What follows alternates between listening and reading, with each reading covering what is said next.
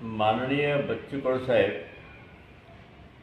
हे प्रहार जनशक्ती पक्षाचे अध्यक्ष आहेत, संस्थापक अध्यक्ष आहेत, माजी राज्यमंत्री आहेत, सध्या आमदार आहेत आणि महाराष्ट्र शासनाचा जो एक अभियान आहे दिव्यांग कल्याण अभियान, या अभियानाचे ते अध्यक्ष आहेत आणि त्यांना कॅबिनेट मंत्र्याचा दर्जा आहे। ते उद्या 18 जुलै रोजी सकाळी छत्रपती संभाजीनगरला येत आहेत। 9 ऑगस्ट 2024 रोजी संभाजीनगर येथे महाराष्ट्रातील हा जो पक्ष आहे प्रहार जनशक्ती पक्ष, या पक्षाचे सर्व जिल्ह्याचे तालुक्याचे पदाधिकारी, सर्व दिव्यांग संभाजीनगर येथे येणार आहेत 9 ऑगस्ट 2024 रोजी। आणि एक महाराष्ट्र पातळीवरचा कार्यक्रम इथं आपल्याला घ्यायचा आहे महाराष्ट्र लेवलचा। त्या कार्यक्रमाची पूर्वसूचना सर्वांना मिळावी, सर्वांची चांगली तयारी व्हावी, या उद्दिष्टाने बच्चू कडू साहेब संभाजीनगरला उद्या येत आहेत।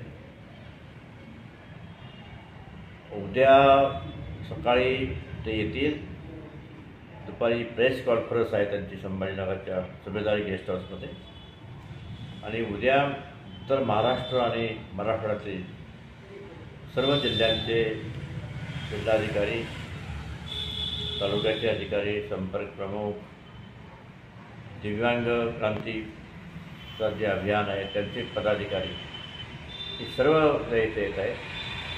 बच्चू कडूसोबत आपले गावंडे साहेब, दानवे गावंडे ते महाराष्ट्राचे अध्यक्ष आहेत, ते असतील, इतर पदाधिकारी असतील, अशा प्रकारचा उद्याचा कार्यक्रम आहे। सर, लोकसभेनंतर आता विधानसभेची निवडणूक जवळ येत आहे, पक्षाचं काय ध्येय धोरण आहे? महाराष्ट्राच्या निवडणुकीमध्ये प्रहार जनशक्ती पक्ष हा सक्रिय सहभाग घेणार आहे। बच्चू कडू साहेबांचा उद्देश असा आहे की महाराष्ट्रातून कमीत कमी 20 जागा तरी लढाव्यात विधानसभेच्या।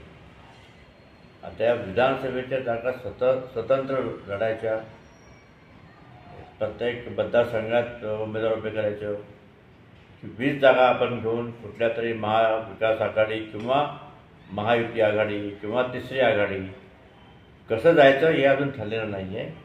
तर 9 ऑगस्टच्या मेळाव्यामध्ये सर्व कार्यकर्त्याशी ते चर्चा करतील आणि नंतर निर्णय लवकर जाहीर होईल की आपण स्वतंत्र लढायचं, तिसरी आघाडी करायची, महाविकास आघाडीमध्ये सामील व्हायचं की महाआघाडीमध्ये सामील व्हायचं।